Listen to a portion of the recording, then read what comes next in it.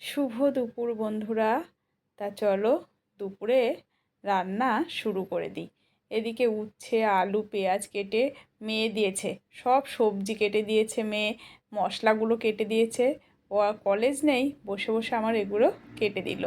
তা খুব সুন্দর কেটেছে। আমরা হয়তো ভাবি ওরা কিছু পারে না, কিন্তু চাইলে ওরা অনেক কিছু পারে।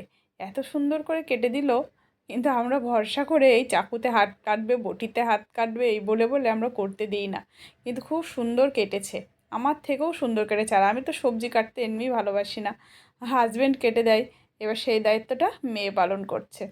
তো মশলা রেডি করে নিলাম, ওই নর্মাল যেগুলো মশলা দেওয়া হয় ডিমের ঝোলে সেরকমই, আদা রসুন পেঁয়াজ জিরের গুঁড়ো ধনের গুঁড়ো লঙ্কা সব একসঙ্গে পেস্ট করে নিয়েছি। ভালো করে কষিয়ে এবার একটু গরম জল দিয়ে দিলাম, তো খাবার রেডি করে নিলাম। তা চলো খাবার খেয়ে নিই দুপুরের।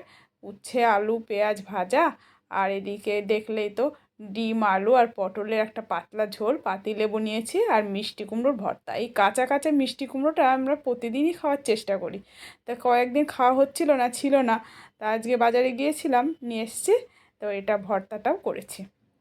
তা চলো প্রথমে উচ্ছে দিয়ে খাওয়া শুরু করি। আর আজকে আমাদের দুপুরের আয়োজনটা তোমাদের কেমন লাগলো অবশ্যই কমেন্টস করে জানিও। বাই।